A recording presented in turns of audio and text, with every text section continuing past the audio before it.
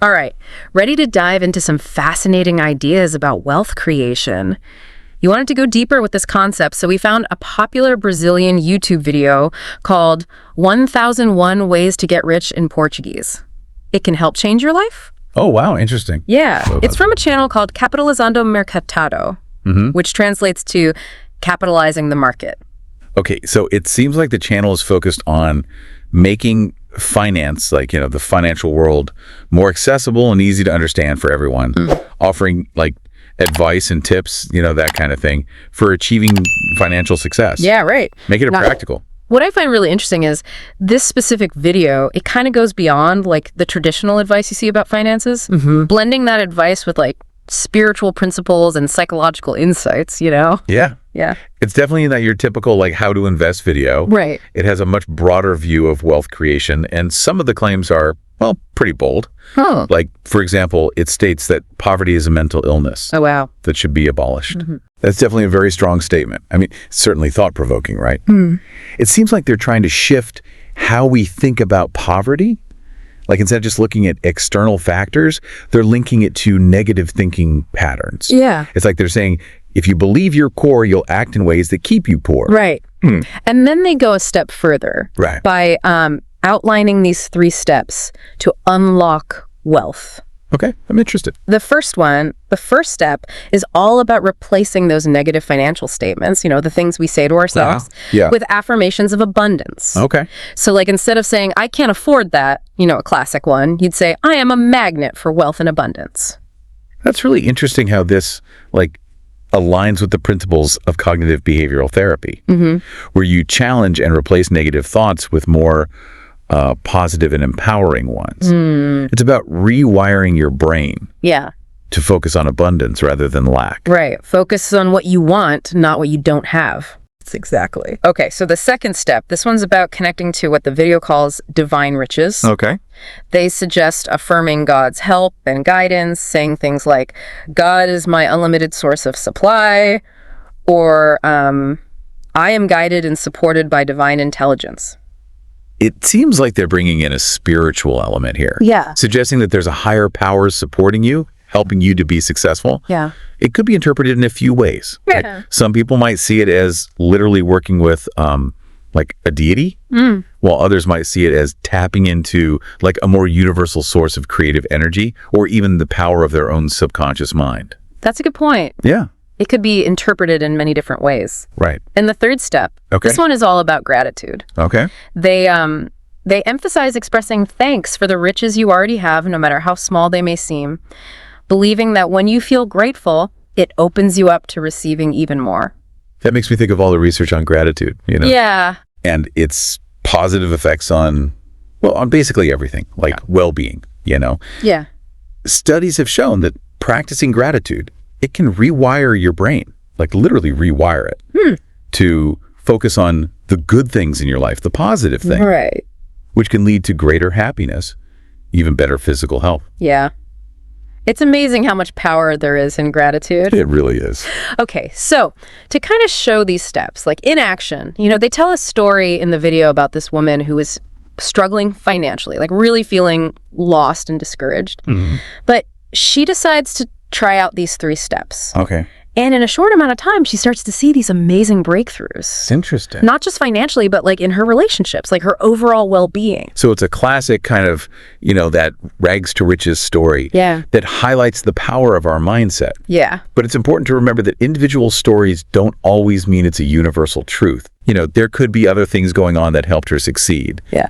But it's definitely intriguing, right? Yeah. Thinking about how changing your thoughts and beliefs can create a ripple effect in your life. Yeah, totally. Okay, so beyond those 3 steps, the video then goes deeper into the idea of what they call inner wealth. They use this metaphor of an inner gold mine, suggesting that each of us, like inside each of us, there's this wellspring of creativity, talents, potential, just waiting to be tapped into. Okay. They call this source infinite substance. Now, infinite substance, that's a phrase that could have a few different meanings. Right. It could be like a spiritual concept, referring to a source of divine abundance. Yeah. Or it could be like a metaphor, describing the limitless potential of the human mind. Right. And they're suggesting that this inner gold mine, this infinite substance, it's the source of real wealth, something you can access through your thoughts, through your beliefs. They also talk about partnering with God in your business, seeking that divine guidance for your work, which is interesting. It's interesting how they blend, like spiritual practices, prayer, surrender with these practical actions of setting goals, taking initiative. It's almost like they're suggesting that by aligning yourself with a higher power, and whether you take that literally or metaphorically, you can connect to a source of greater wisdom and creativity. Right. Which leads to greater success, exactly. whatever you're doing. Okay, so the next concept they bring up is this idea of the law of tithing. Okay. Now, most people, when they hear tithing, they think of giving 10% of your income. Right, to their church. Yeah, to their church or a charitable organization, something like that. Right, it's a pretty traditional religious practice. But this video takes a broader view of tithing, interpreting it as this principle of giving and receiving that can be applied to everything, your thoughts, beliefs, actions. So they're broadening that definition beyond just finances. Exactly. Like they say, you can tithe your thoughts, by dedicating a portion of your mental energy to positive affirmations or prayers, or even just visualizing your goals. It's about consciously making that choice to focus on abundance and giving back in a mental or spiritual way. So it's not about the physical act of giving, but rather about the energy behind it. Right. And they even say you can tithe your actions by dedicating some of your time to helping others or contributing to a cause you believe in. It's interesting how this connects to the principle of reciprocity, that idea that what you put out into the world will come back to you. Yeah. And there's so much research that shows the benefits, like the psychological and social benefits of giving. Yeah. Studies show that people who regularly do acts of kindness, or donate to charities are happier, they're healthier, and they have stronger social connections. Right. It's powerful. And they even share a story about the sales manager who decides to tithe his time. He dedicates a portion of his meetings to prayer and meditation, focusing on blessings for his team and his clients. Oh, wow. That's unusual. I'm curious what happened. Well, according to the video, his team's performance, it went way up. Wow. And he ends up getting a promotion too. That's amazing. Of course, it's really hard to say for sure whether his time tithing was the direct cause. Right. But it's still an interesting story, raises questions about the benefits of bringing spiritual practices into work. Yeah. It's definitely not something you hear about every day. It challenges that traditional view of productivity and success. It makes you think, what if, we all dedicated even a small bit of our workday to something beyond just the bottom line, something that nourishes our spirit, connects us to a bigger purpose? Could that lead to greater success down the road? That's a really thought-provoking idea. Yeah. And it fits in with that whole trend, of mindfulness and meditation in the workplace. Yeah. Totally. Okay, the next thing they explore is the power of imagination. Okay. They bring up Napoleon's famous quote, "Imagination rules the world." Emphasizing that we should use our imagination to create the reality we want. I mean, that connects with this whole concept of creative visualization, right? Right. A technique used in a lot of personal development programs. It's about creating this vivid mental image of what you want to achieve, engaging all your senses, sight, sound, touch, smell, taste, to make it feel real. Yeah, to make it feel like it's already happening. Right, exactly. They actually share some really cool stories to show this. One is about this businessman who started off with a small shop, but he had this huge vision of expanding nationwide, having a big corporation. He would spend time every day, picturing his business being successful, picturing those stores everywhere, feeling the excitement, and you know what? He did it. Yeah, he did it. He turned his little shop into this huge corporation, just like he had imagined it. Hey. And then they tell another story about a student who was determined to help her brother escape poverty. She used her imagination to picture him living this abundant life, having a successful career, being financially secure. And you guessed it, he achieved financial success too. Wow, that's powerful. But of course, these are just anecdotes. Right. We can't say for sure they prove anything universally. Of course. But it's still interesting, right? It definitely is. They raise some interesting questions about the power of our thoughts and beliefs to change our reality, and even the reality of the people around us. Exactly. Like, what could we achieve if we used our imagination more consciously? Okay, now they get into the power of words, which is interesting. Oh, I'm interested to hear this. Most of us don't really think about the power of our words. Yeah, we just use them every day without really, thinking about them too much. Right, yeah. But they highlight this quote, "Your word becomes flesh." Emphasizing that the words we speak, actually shape our reality. They really believe that the words we use, they have a direct impact on our subconscious, influencing our beliefs, actions, even our experiences. It makes sense when you think about the science of affirmations, Yeah. and how the way we talk to ourselves affects our mindset and behaviors. There's research that backs this up. Oh, really? Yeah. The language we use to describe ourselves and what happens to us, it shapes how our brain perceives and responds to everything. Interesting. So it's not just, woo-woo stuff. There's some science behind it, too. Right. They share this example of a real estate agent who started using affirmations and words of blessing to attract clients and close deals. Okay. She'd say things like, "I am a magnet for success," or "Every day I attract new clients who are eager to buy, and I bless my clients with abundance and prosperity." It sounds like she was intentionally using language to, reprogram her subconscious mind with positive and empowering messages. So did it make a difference? Well, they say her business took off. She Right. started getting way more clients, closing more deals, and her income skyrocketed. It's hard to say for sure if it was just the words, but Yeah. it makes you think, right? Definitely. It's like the placebo effect, right? Yeah. If you believe something will work, it often does, even if science can't really explain it. Yeah. Maybe the power of these positive affirmations comes from how they change our beliefs and expectations, which then changes our actions, and eventually our results. Makes sense. Okay. Now they move on to a concept they call the wealth of silence. That's interesting. What do they mean by that? Well, they see silence as this key to unlocking inner wisdom, and connecting with divine guidance. Okay. They suggest that by quieting the mind through practices like meditation, you can tap into a deeper source of knowledge, that inner voice of intuition. And this makes sense from a psychological perspective. Right. When your mind's going a mile a minute, it's hard to hear that inner voice. Yeah.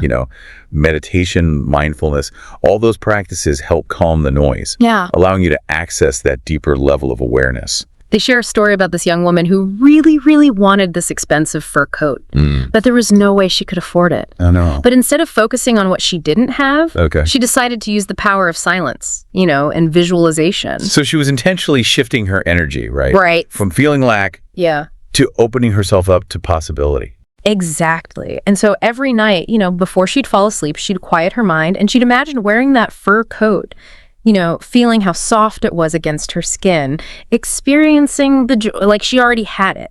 Wow. She did this consistently, and a few weeks later, she gets this unexpected gift from a relative she hadn't seen in ages. It was the exact fur coat. You're kidding. That's incredible. Right. And they use this as an example of how silencing the mind and really focusing on what you want can make those desires appear. It sounds like classic manifestation. Yeah, Where yeah. you align your thoughts, your feelings, your actions with what you want, and the universe kind of conspires to make it happen. Exactly. But it's important to keep in mind that this is just one story. Yeah, There could be other things at play, things we don't know about, but it's still a great anecdote. it is. It speaks to the potential power of the mind, Right. to shape our experiences. Yeah, it's fascinating. Okay, so the next topic they tackle is how to obtain capital. Now, you might think they'd go into, traditional investment strategies. Right, talk about stocks, bonds, real estate, that kind of thing. But they actually go in a totally different direction, arguing that. They argue that the most important tool for getting capital isn't something you find on Wall Street, it's something you build within yourself, your mindset. Exactly. They believe that real wealth creation, it all starts in the mind. They really stress that thought is the only power we have, that's intangible, that can actually create tangible wealth. It goes back to that idea of the inner gold mine and tapping into that infinite substance, It's like they're saying your financial situation, it's a mirror of your inner world. That's an idea you see in a lot of spiritual and personal development teachings. Yeah. The idea is that if you want to change what's happening around you, you got to first change what's happening inside you. Right. And they believe your subconscious mind, it's like this fertile ground. Whatever you plant there Whether it's seeds of abundance or seeds of scarcity, that's what will grow. That's what you'll harvest in your life. So if you're always focused on what you lack, on limitations, that's what you'll experience. But if you cultivate thoughts of abundance and prosperity, your subconscious will align with that and start attracting opportunities to create wealth. It's interesting how they connect this to the subconscious mind. We often don't realize how powerful our subconscious beliefs are and how much they shape our reality. In psychology, there's this concept called the self-fulfilling prophecy, where our expectations actually make us behave in ways that make the prophecy come true. Wow. It seems like they're taking that principle and applying it to wealth creation. Right. And they go even further. They say the only reason anyone's poor is that they haven't figured out the power of their own mind to create wealth. It's like they're saying we all have the potential to be wealthy, but we often get in our own way. That's definitely a bold statement. Yeah. I mean, personal responsibility is important, but I think it's important to acknowledge that things outside of our control, external factors, play a role in financial success too. Things like, systemic inequality, access to education, and social mobility, those all matter too. Yeah, you're right. And they do seem to really focus on personal agency, Yeah. It's almost like they're saying, change your mindset and you can achieve financial abundance. Right. While I agree that mindset is really important, I think it's also important to acknowledge the role of privilege and opportunity. Right. Not everyone starts from the same place. Yeah, that's true. It's a complex issue for sure. They also talk a lot about aligning your thoughts with the idea of, I am rich, and sticking with that idea, really believing it. So it's about the power of belief, almost like fake it till you make it. Yeah. If you act as if you're already wealthy, maybe your subconscious mind will catch up and those opportunities will start showing up. Exactly. And they use this really cool analogy they call the subconscious mind the universal bank. Oh, I like that. The universal bank. That makes it more concrete, Right. And just like you can deposit and withdraw money from a regular bank, they believe you can deposit thoughts of wealth and abundance into your universal bank and then withdraw those thoughts as real, tangible manifestations. So it's about consistently putting in those deposits of wealth consciousness into your subconscious. I wonder if they give any practical tips for doing that. Oh, yeah, they do. They suggest things like using affirmations. Some of their favorites are like, God provides all my needs and wonderful things are happening to me now. They also talk about visualizing yourself, really seeing yourself already having the wealth you want and feeling the joy, the gratitude, the abundance as if it's already real. That makes sense. It aligns with the whole idea of creative visualization, which athletes use, artists, entrepreneurs, to achieve goals. And there's some scientific evidence that it works. Studies have shown that if you visualize yourself doing something, it can actually improve your performance in real life. That's amazing. So they also suggest surrounding yourself with images and symbols of wealth and abundance to help program your subconscious. Like, putting pictures of your dream home or car on a vision board or carrying a lucky charm that represents wealth to you. So it's about creating this whole experience of wealth consciousness. Yeah. It's not just thinking it, it's feeling it, seeing it, even touching it, making it as real as possible in your mind. Exactly. They really hammer home the idea that thought governs the world, and that if you can master your thoughts, you can master your financial destiny. It's a really powerful concept, but it can also be kind of daunting. It puts a lot of responsibility on the individual. Yeah. It's like they're saying, if you're not wealthy, it's because you're not thinking the right thoughts. I see what you mean. It could be seen as blaming the victim, which is something to be mindful of. They do acknowledge that there are things outside of our control, but they really do emphasize personal responsibility a lot. Right. It's about finding that balance between taking responsibility for your own thoughts and actions while also recognizing that some things are beyond our control. Okay. Their next point is that riches surround you. They're saying that there's abundance all around us if we just open our eyes to see it. So it's about shifting from that scarcity mindset to an abundance mindset. Right. Recognizing that there's more than enough for everyone. Yes. And they quote Psalm 33.5, which says, "The earth is full of the goodness of the Lord." They believe that the divine presence is everywhere, like the air we breathe, and just like we can access unlimited air, we can access unlimited riches. I like that. That's a beautiful analogy. It's about seeing the abundance that's all around us in nature and understanding that we're part of that abundance. Yeah. And they dial this back to the idea of recognizing God as the source of all supply. They encourage people to see themselves as extensions of that divine source, inheriting all the rights and privileges of God's riches. It sounds like they're suggesting that we all have this spiritual inheritance of abundance waiting for us. It's not something we have to earn. It's something we can claim. It's our birthright. And they really stress the importance of aligning your mental attitude with that belief. You are inherently worthy and deserving of wealth. They suggest that the only thing stopping you from experiencing that abundance is your own thinking. It goes back to that idea, thoughts become things. Right. If you believe you're worthy of abundance, you'll act in ways that bring abundance into your life. And the opposite is true too. If you believe you're unworthy or undeserving, you'll subconsciously sabotage your own success. Exactly. And they illustrate this point with a story. They talk about a businessman who was struggling financially, even though he had a successful business. Interesting. It turned out he had this deeply ingrained belief that poverty was a virtue. Wow. This belief came from his childhood. He was taught that rich people were greedy and corrupt. That's amazing how our early experiences shape our beliefs about money, often without us even realizing it. So he was basically operating from a belief system that clashed with his desire for wealth. Right. And he realized that this limiting belief was holding him back. Once he saw that, he started affirming his connection to God's abundance. He'd say, I am an extension of the wisdom, power, and creative energy of God.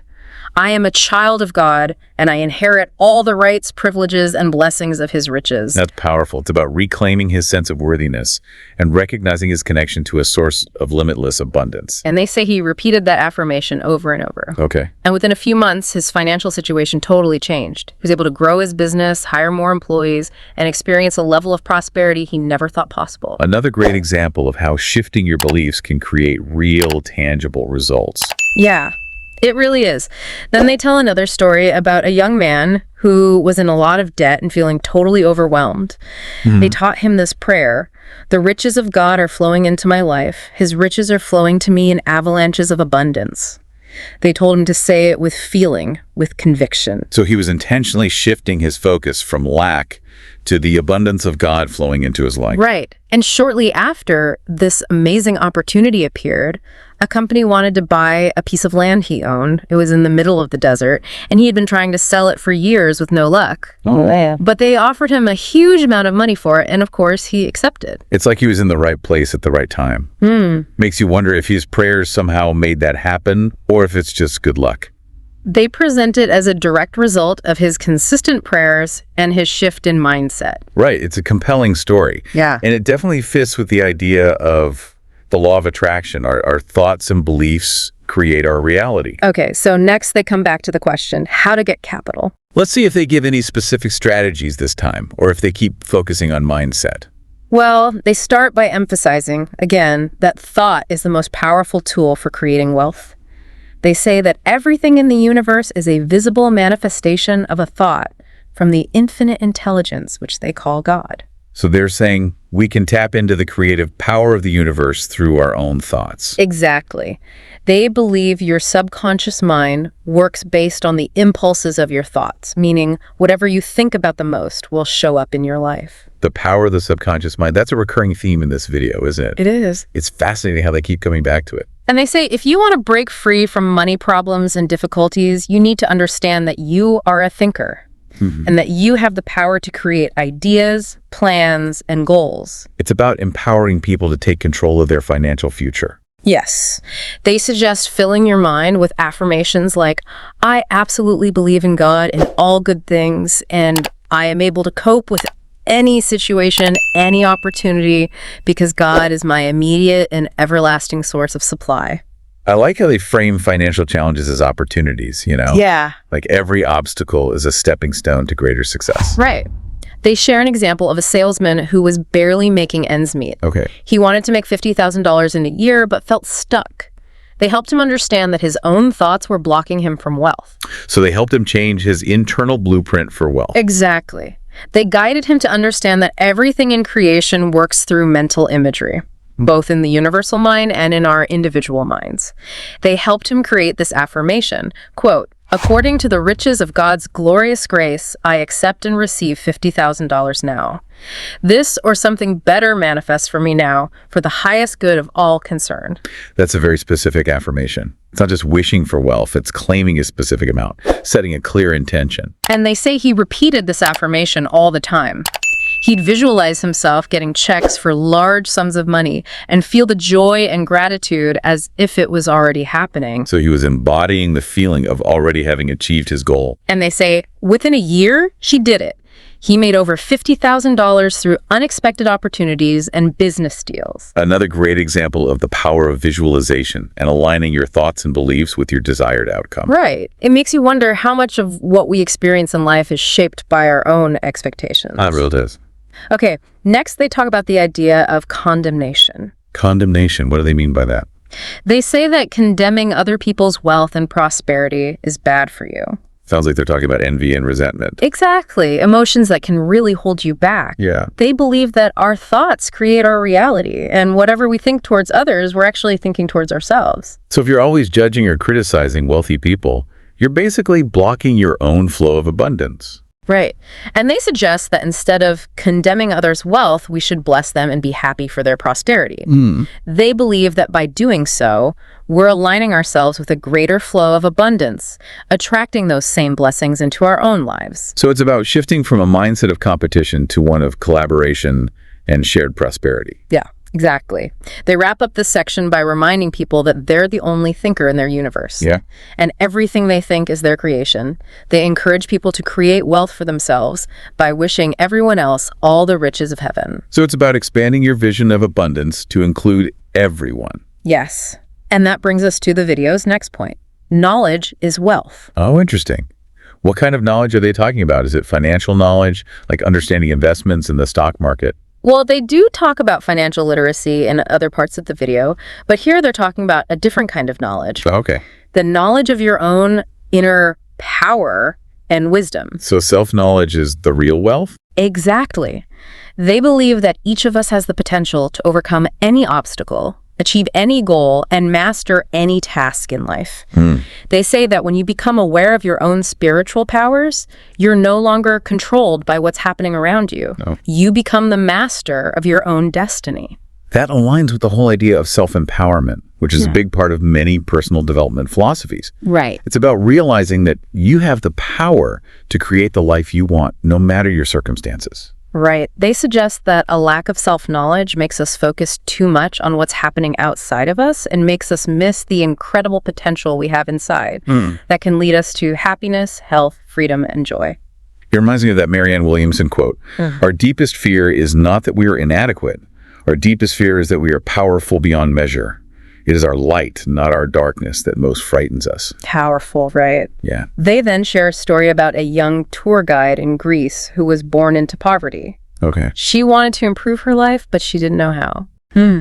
So she prayed for guidance. It sounds like she was looking for divine inspiration. Yeah, and she got it. The idea came to her to teach Greek to children. She talked to the wife of an oil company executive and offered her services. The woman was impressed and hired her at a good salary. Later, this woman even took her on vacations to the United States and other countries, all expenses paid. Wow, what a lucky break. They present it as an example of how prayer can open doors to unexpected opportunities. They emphasized that it wasn't just luck. It was her willingness to trust her intuition and take action. It's about being open to inspiration and having the courage to follow it. Right. They encourage people to embrace those seemingly crazy ideas that pop into their heads, to trust that they're divinely inspired, and to have the courage to pursue them. Okay. They emphasize that ideas are the masters and rulers of our destiny in life. It's about recognizing that the seeds of greatness are often planted in those quiet moments of inspiration. They then talk about how knowledge dispels darkness, drawing a parallel to how light illuminates a dark room. That's a powerful image. It's like knowledge is the light that shows us the way to success and fulfillment. Yeah. They share a conversation they had with an abbot at a famous Greek monastery. The abbot was a scholar and a man of deep spiritual wisdom.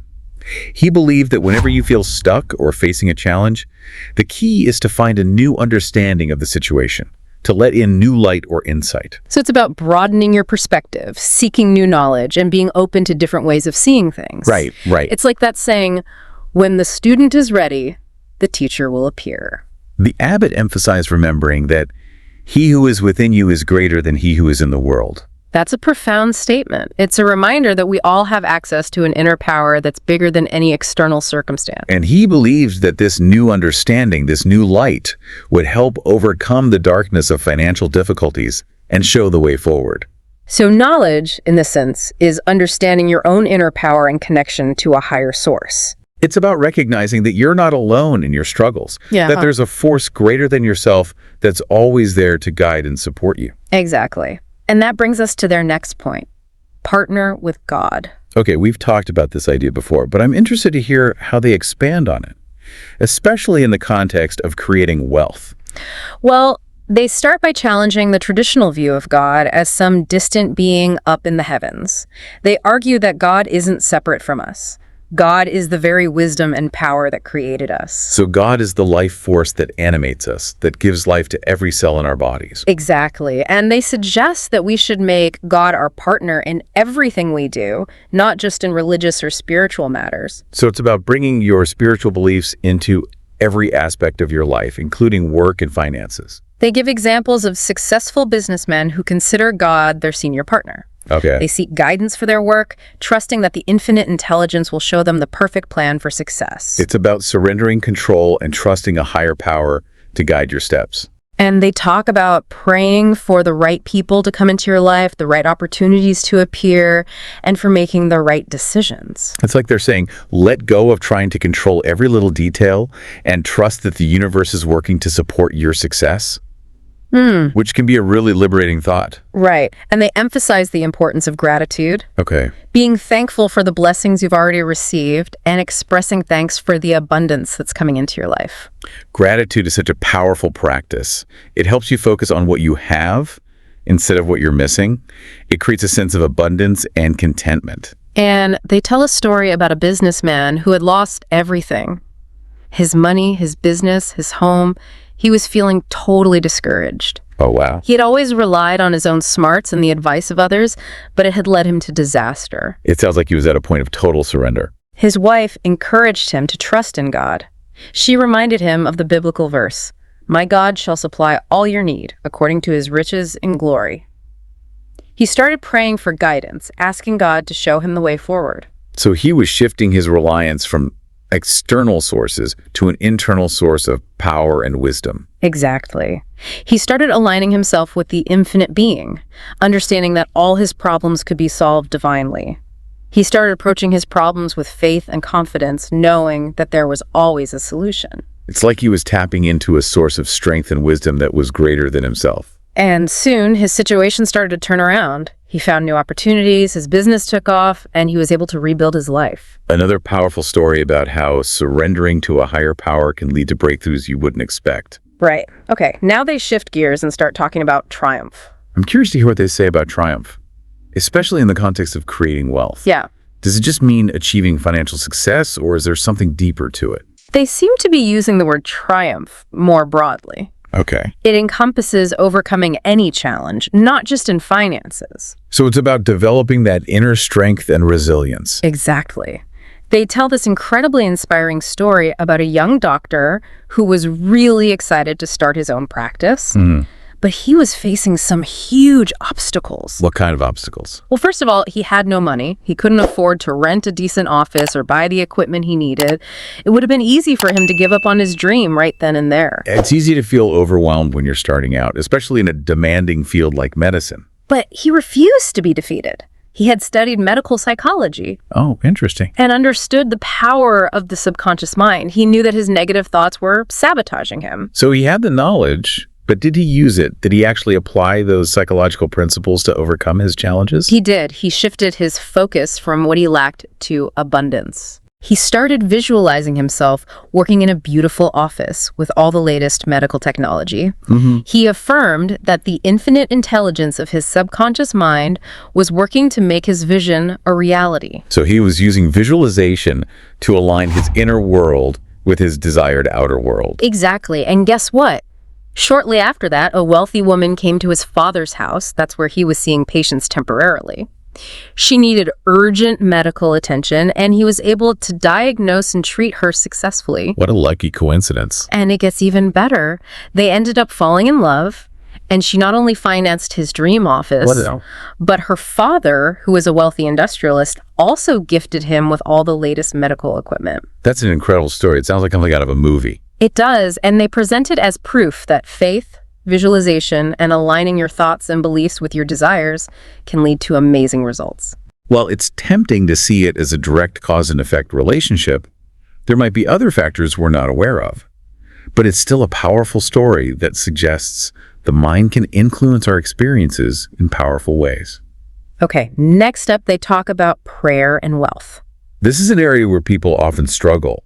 They pray for financial abundance, but nothing seems to change. I'm curious to hear how they address this. Well, they remind people that the true riches of life are found inside us, in the depths of our subconscious minds. So we're back to that inner gold mine. Yes. And they suggest that through prayer, you can access this inner wealth. Okay. This wealth includes infinite intelligence, limitless wisdom, and the very presence of God.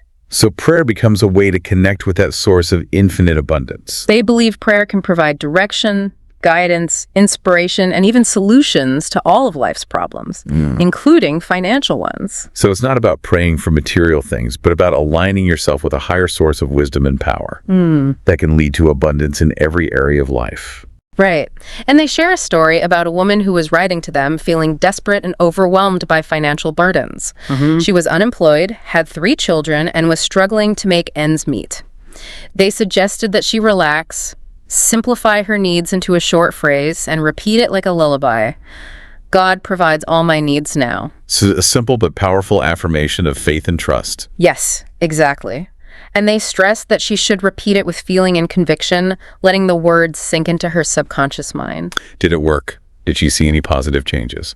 Well, according to the video, she did. A sister she hadn't seen in 15 years came to visit from Australia and gave her $5,000 in cash, plus other gifts. And a little while after that, she got a job as a doctor's secretary. Wow. And then within a month, she married the doctor. That's amazing. It sounds like her prayers were answered in a big way. They're presented as a demonstration of the power of faith and aligning yourself with God's abundance. Okay. They also emphasize that we don't always understand God's ways. We might not get what we expect, but we always get what we need. It's about surrendering to a higher power and trusting that everything happens for our highest good. They then share a story about a man who was having money problems and was constantly worried about money. Okay. They suggested he use a specific prayer to change his mindset. The riches of God are part of my life. His riches are flowing into me in avalanches of abundance. I thank him for being well supplied now and for all his riches. So he's shifting his focus from what he's lacking to the abundance of God coming to his life. Right. They say he repeated this prayer with deep feeling and conviction, and within a few weeks, a man showed up at his door wanting to buy a piece of his property. This property was way out in a remote area, and he'd been trying to sell it for years, but no one was interested. Wow. This man offered him a ton of money for the land, and he accepted. Amazing. It's often when we least expect it that these opportunities appear. Right. They present this as another example of how prayer can open doors to unexpected opportunities and financial blessings. It's about aligning yourself with the flow of abundance and trusting that the universe will provide. Okay, now they touch on a pretty controversial topic, the idea that poverty is a disease. That's a bold statement. Yeah. What do they mean by that? Are they saying poverty is a medical condition? Well, not exactly. They define disease as a lack of ease, stability, firmness, and equilibrium. Okay. They argue that poverty, with its inherent lack and instability, can create mental and emotional disease. So they're not talking about a physical illness, but a state of being out of balance. Yeah. It's like saying poverty can lead to stress, anxiety, and fear, which obviously affect your well-being. Right. And they believe that aligning your thoughts and beliefs with abundance and prosperity can heal that disease and create a sense of inner peace, no matter your external circumstances. So it's about shifting your inner state from one of lack to one of abundance, recognizing that true wealth comes from within. And they suggest that focusing on the abundance of God connects you to an unlimited source of supply that can meet all your needs. It's about knowing deep down that you're always provided for, that there's a higher power supporting your well-being. Okay, now they're back to the question of how to get capital. This is their second time addressing it, so I'm curious to see if they have any new insights. Me too. Let's hear what they have to say. They reiterate that thought is the most powerful tool for creating wealth. They argue that your thoughts can directly and positively bring you the capital you need. So they're sticking with the power of the mind. They use a really helpful analogy. Okay. They talk about thinking about getting up from your chair. You don't have to tell your muscles how to move. You just think about standing and your body does it. That's a great analogy. It really illustrates the power of intention. Right. They say it's the same with attracting capital. You just need to think about having it, believe it's possible, and your subconscious mind will take care of the rest. It's about trusting the creative power of your subconscious mind to bring about the events and circumstances that will lead to your financial success. And they talk about the law of attraction, which says you attract what you focus on. That's a core principle of many personal development philosophies. Understanding that your thoughts and beliefs shape your reality. They stress how important it is to create a mental picture of wealth and prosperity. They urge people to see it in their minds, to know it's becoming real in the invisible realm. So it's about creating a clear, vivid mental picture and holding on to that picture with unwavering faith. They suggest using affirmations like, I am now attracting into my life all the capital I need to expand my business and do greater things. So it's about using the language of abundance when talking to your subconscious mind.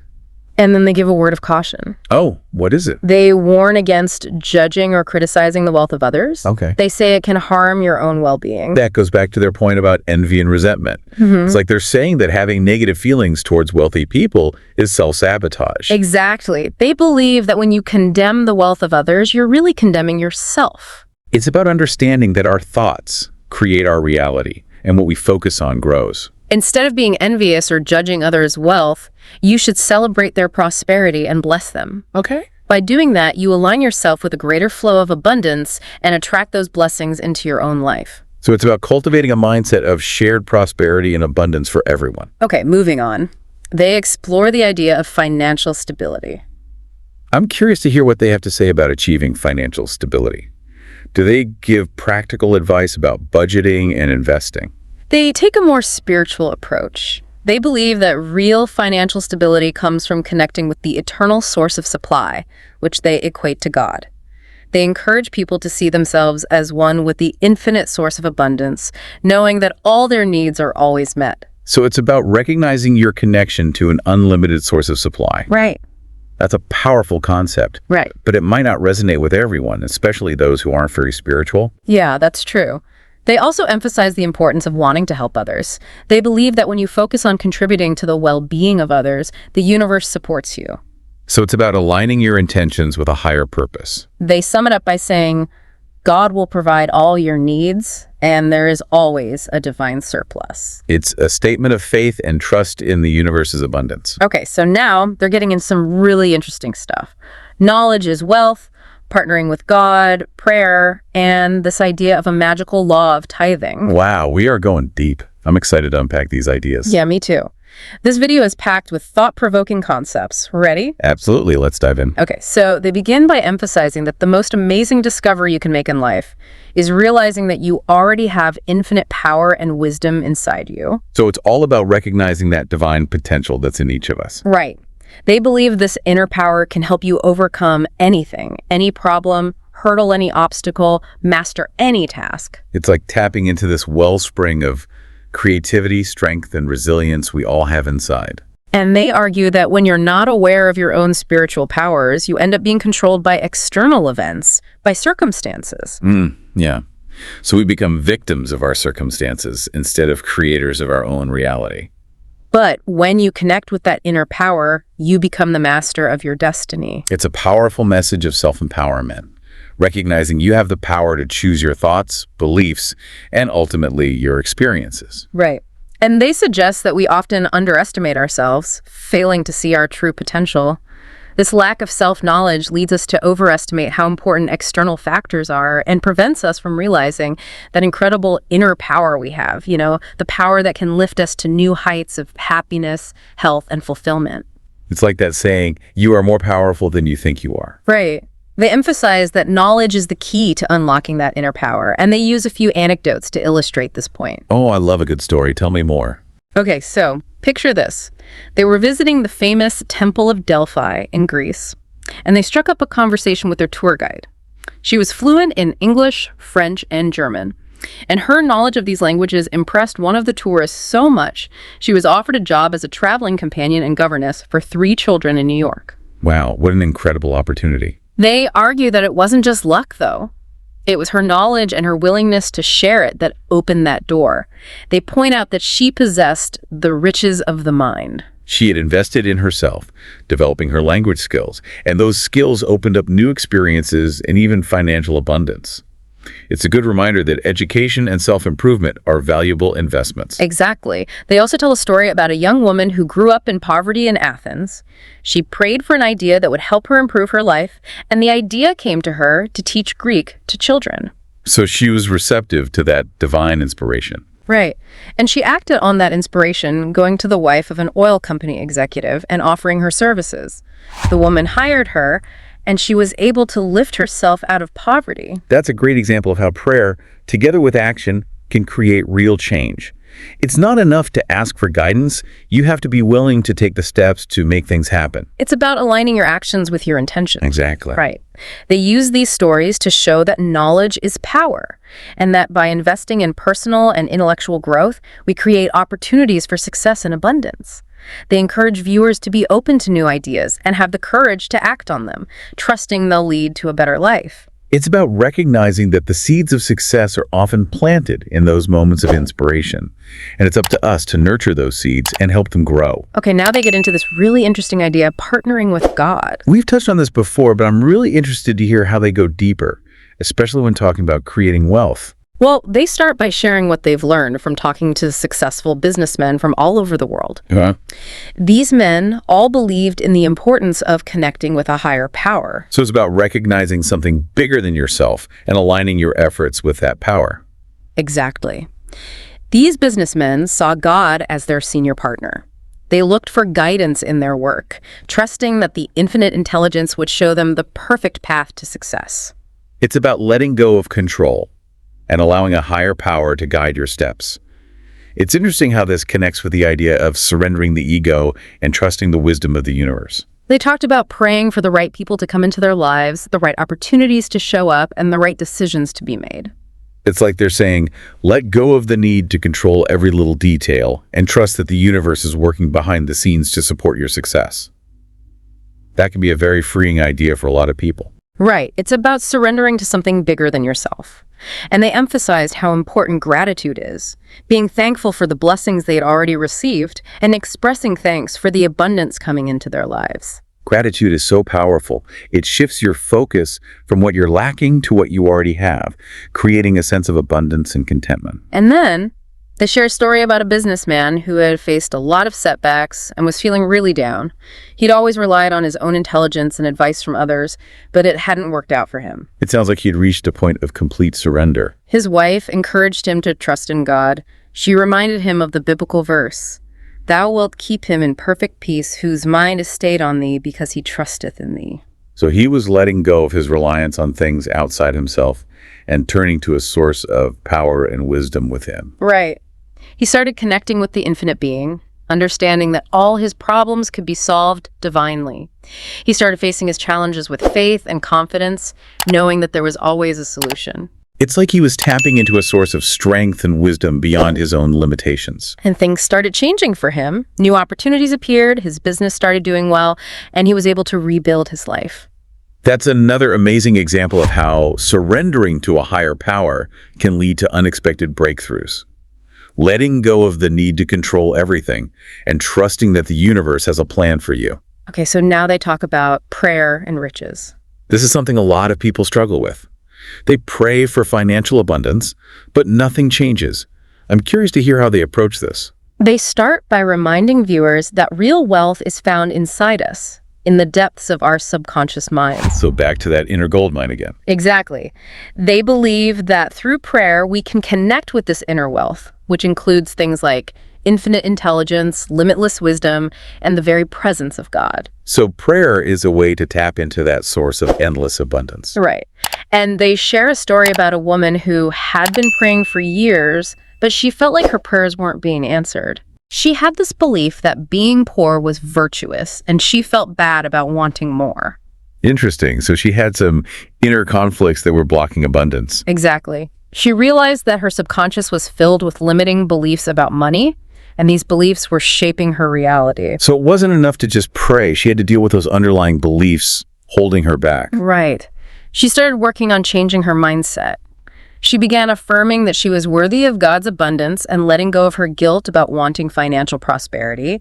She would say to herself, I am now a magnet for all the riches of God. I am now a radiant center of divine opulence, and my good now flows to me in avalanches of abundance. So she was reprogramming her subconscious mind with positive affirmations about wealth and abundance. And it worked. Her financial situation began to improve, and she experienced a level of peace and abundance she had never felt before.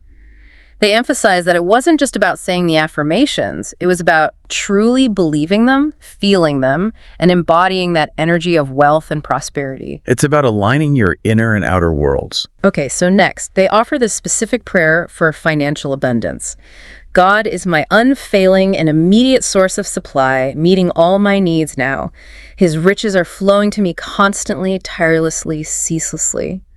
They encourage people to say this prayer with genuine feeling and belief, knowing that God is the eternal source of supply and that all their needs will be met right away. It's a powerful statement of faith and trust in the universe's abundance. And they wrap up this section by reminding viewers that they are already rich in a spiritual sense. They have everything they need inside them to create the life they want. They encourage people to relax, let go of their worries, and start exploring that inner gold mine of their subconscious mind, trusting that it holds the key to unlimited wealth and prosperity. That's a beautiful reminder that true abundance starts from within.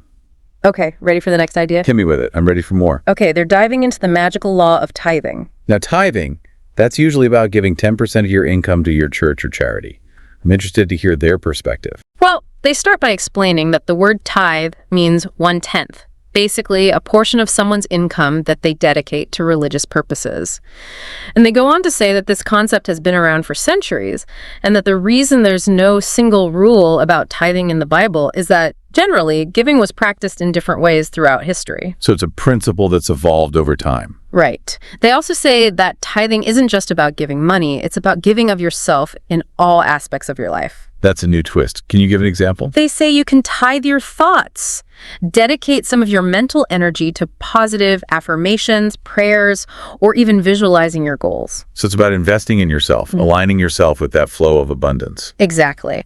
And they also suggest tithing your actions, dedicating some of your time to help others, or contributing to something you believe in. It's about extending that energy of giving outward. Exactly. They really believe that when you give freely, generously, you open yourself up to receive even bigger blessings in return. They call this the law of increase. This is similar to the principle of reciprocity, the idea that what you put out into the world will come back to you. Right. They share this example of a lawyer who was about to meet with another lawyer in New Orleans. And this other lawyer was known for being difficult and uncooperative. Oh, that's tough.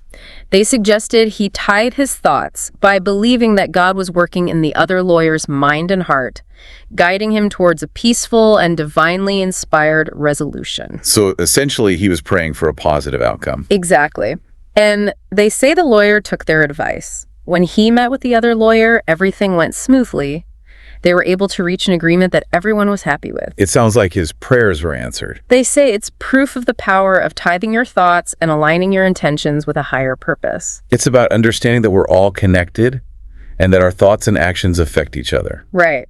And they share another story about a sales manager who decided to tithe his time by dedicating a portion of his meetings to prayer and meditation. He'd focus on blessings for his team and clients. That's an interesting approach. He was bringing a spiritual practice into his work. Exactly. And they say that not only did his team's performance improve dramatically, but he also got promoted. Wow, that's incredible. It makes me think that by shifting his focus from scarcity to abundance and bringing a spiritual practice into his work, he created a ripple effect of good things happening. They use this story to illustrate the power of tithing your time and energy and aligning what you do with what you believe in. It's a reminder that giving and receiving are two sides of the same coin. Okay, now they talk about the importance of giving freely and joyfully, emphasizing that how much you give matters less than the spirit in which you give it. They also suggest that whenever you donate, you should say to yourself, silently or out loud, I give this freely, and God multiplies it exceedingly. So it's about giving with a sense of abundance, trusting that the universe will multiply your generosity. Right. They share a story about a chemical engineer who was having money problems, even though he had a good career. They suggested he tithe his income by donating to his church regularly. At first, he didn't want to do it. He felt like he couldn't afford to give away 10% of his money. But he decided to try it, and surprisingly, his finances started getting much better. So he saw firsthand how the law of increase works. They believe that his financial turnaround was because he was willing to give freely and generously, trusting that the universe would provide for his needs. It's about shifting from a scarcity mindset to an abundance mindset and trusting in the flow of giving and receiving. It can be tough to embrace that, especially when you're feeling insecure financially. Yeah. But the idea is that by giving freely, you're essentially affirming your faith in the universe's abundance. They then get into this idea that the rich get richer. That's a common saying, but it doesn't always have a positive meaning. What's their take on it? Well, they say that the truly rich are those who understand how powerful thought is, who focus on abundance and prosperity, and who believe that their thoughts will become reality. They believe that wealth isn't about luck or circumstances. It's about aligning your thoughts and beliefs with the abundance of the universe. So it's about developing a wealth consciousness. Exactly. They say that when you concentrate on wealth and refuse to even think about lack, you'll naturally become rich. They quote the biblical passage, "For unto every one that hath shall be given, and he shall have abundance. But from him that hath not shall be taken away even that which he hath." Interesting. So they're saying that whatever you focus on grows. Right. They believe that the more attention you give to wealth, the more you'll attract it into your life. And the opposite is true. The more you dwell on lack, the more lack you'll experience. It's about how our dominant thoughts and beliefs shape our reality. It's like they're saying, choose your thoughts carefully because they become your world. They stress the importance of consistency. They say if you want to manifest wealth, you have to keep focusing your thoughts on abundance and prosperity, even when things around you might seem to contradict that belief. So it's about having unshakable faith in your ability to create wealth, regardless of what you see happening around you. They then share an example of a real estate agent who always thought that money and resources were limited. He was constantly worried about finances and felt like he was falling behind his colleagues, who seemed to effortlessly close deals and make tons of money. So he was stuck in a scarcity mindset. Right. He eventually realized that his own limiting beliefs were blocking abundance from coming into his life. He made a conscious decision to change his mindset and started saying this affirmation: I am now linked with the infinite resources of God. All that God is, I am, and all that God has, I have. He also started tithing his income, donating some of it to his church and affirming that God was multiplying his giving. So he was actively aligning his thoughts and actions with abundance. And guess what? They say his business exploded. He started getting more clients, closing more deals, and his income went way up. That's a great example of how a change in mindset can lead to real financial transformation. So that brings us to the end of this deep dive into this Brazilian YouTube video. It's a really fascinating blend of spiritual ideas, psychological insights, and practical advice. It's a very unique perspective on creating wealth, emphasizing the power of the mind, aligning your thoughts and beliefs with abundance, and the concept of working with a higher power to reach your goals. It's definitely given us a lot to consider. What stands out to you most from all this? I think what struck me the most was their emphasis on belief. It's like they're saying that if you truly believe you can do something, you're much more likely to do it.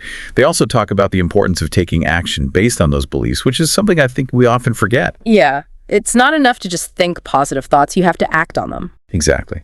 And this idea of tithing your thoughts and actions is also very interesting. It reminds us that giving and receiving are linked. By focusing on abundance and being generous, we create a more positive and fulfilling life for ourselves and everyone around us. And this deep dive has really challenged how we usually think about creating wealth. It encourages us to look beyond the material stuff and explore the spiritual and psychological sides of abundance. It really does make you wonder, what if true wealth isn't just about money, but about tapping into that unlimited potential we all have inside us? It's a really powerful question to think about. Maybe the key to finding true abundance isn't about searching for it outside ourselves, but about nurturing it within. And that's a wrap on our deep dive into this unique perspective on wealth creation. We hope you found it thought-provoking. Until next time.